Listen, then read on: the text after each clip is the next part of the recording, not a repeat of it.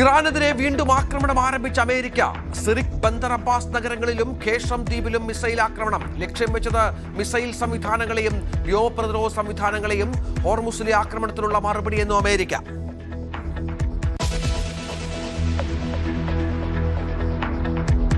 ഇറാന്റെ മറുപടി ബഹ്റിനിൽ ആക്രമണം തുടങ്ങിയതായി സൂചന.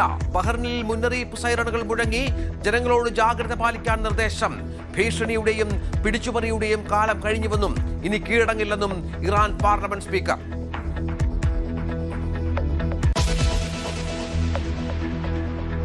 ഡൊണാൾഡ് ട്രംപ് ഭീഷണികൾ നിർത്താതെ അന്തിമ കരാറിലെത്താനുള്ള ചർച്ചകൾ ആരംഭിക്കാനാവില്ലെന്നും ഇറാൻ. ഹോർമുസ് കടലിടുക്കിൽ ഇറാൻ ആക്രമിച്ചത് 24 മണിക്കൂറിനിടെ 3 കപ്പലുകൾ.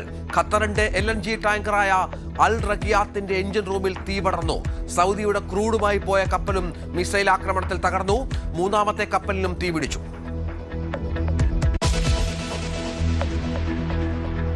ഇറാനോടിടഞ്ഞു ഖത്തർ. ഹോർമുസിൽ ഇറാൻ ആക്രമിച്ചതിൽ ഒന്ന് ഖത്തറിന്റെ കപ്പൽ. കടുത്ത മുന്നറിയിപ്പുമായി ഖത്തർ. ചെറിയ നേട്ടങ്ങൾക്ക് വേണ്ടി മറ്റുള്ളവരുടെ സ്വത്ത് നശിപ്പിക്കരുത്.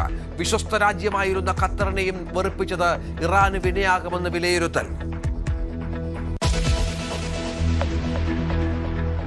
പാകിസ്ഥാനോട് കട്ടക്കലിപ്പിൽ അമേരിക്ക. പ്രകോപനം. അയത്തുള്ള അലി ഖൊമേനിയെ പ്രശംസിച്ച് പാകിസ്ഥാൻ പ്രധാനമന്ത്രിയുടെ പ്രസംഗം. വെടിനിർത്തൽ ചർച്ചകളിൽ പാകിസ്ഥാൻ മധ്യസ്ഥത വഹിക്കുന്നതിനെതിരെ കടുത്ത വിമർശനം. രാജ്യം ഇരട്ട വേഷമാണ് കെട്ടുന്നതെന്ന് US സെനറ്റർ.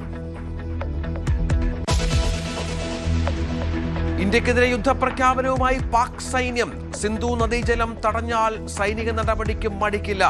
അസിം മുനീറിന്റെ അധ്യക്ഷതയിൽ കോർ കമാൻഡർമാരുടെ യോഗം. ജലം തടയുകയോ വഴിതിരിച്ചു വിടുകയോ ചെയ്യുന്നത് യുദ്ധപ്രഖ്യാപനമായി കണക്കാക്കും. ഇന്ത്യക്കെതിരെ യുദ്ധഭീഷണിയുമായി ബിലാവൽ ഭൂട്ടോ സർദാരിയും. വയനാട്ടിലെ മണ്ണിടിച്ചിലിൽ കാണാതായവർക്കായി തെരച്ചിൽ തുടരുന്നു. ഇതുവരെ സ്ഥിരീകരിച്ചത് 3 മരണം. ഇനി കണ്ടെത്താനുള്ളത് 5 പേരെ. ചികിത്സയിലുള്ള 7 പേരിൽ 2 പേരുടെ നില ഗുരുതരം.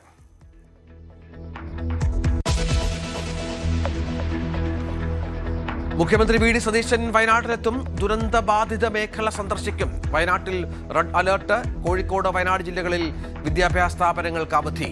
ആലപ്പുഴ മുതൽ കാസർഗോഡ് വരെ യെല്ലോ അലേർട്ട്. RSS റൂട്ട് മാർച്ചിന് കർണാടകയിൽ നിയന്ത്രണം. ഇനി സർക്കാരിന്റെ മുൻകൂർ അനുമതി നിർബന്ധം. അനുമതി നൽകണോ വേണ്ടോ എന്ന് ഭരണകൂടം തീരുമാനിക്കും. താൻ മന്ത്രിസ്ഥാനത്ത് തുടരുന്നിടത്തോളം RSSന് പ്രത്യേക പരിഗണനകളൊന്നും ഉണ്ടാകില്ലെന്ന് IT-BT മന്ത്രി പ്രിയങ്ക് ഖാർഗെ. അതിശക്ത മഴയിൽ വിറങ്ങലിച്ച് മുംബൈ. 4 ദിവസം കൊണ്ട് പെയ്തിറങ്ങിയത് 1 മാസത്തെ മഴ. നാസിക്കിൽ 300 മില്ലിമീറ്റർ വരെ മഴയ്ക്കു സാധ്യതയെന്ന് മുന്നറിയിപ്പ്. മേഘവിസ്ഫോടനത്തിനും സാധ്യത.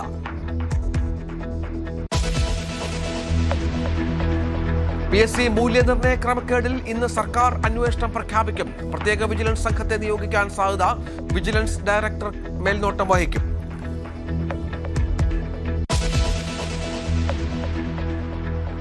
തിരുവനന്തപുരം നഗരസഭാ കൗൺസിലർ സുഗതന്റെ ജാമ്യാപേക്ഷയിൽ കോടതി വിധി ഇന്ന്.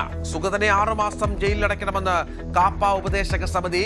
തിരുവനന്തപുരം നഗരസഭയ്ക്ക് നിർണായകം.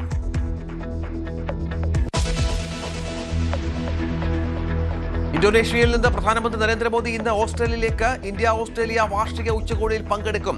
ഓസ്ട്രേലിയൻ പ്രധാനമന്ത്രി ആന്റണി ആൽബനീസുമായി ചർച്ച.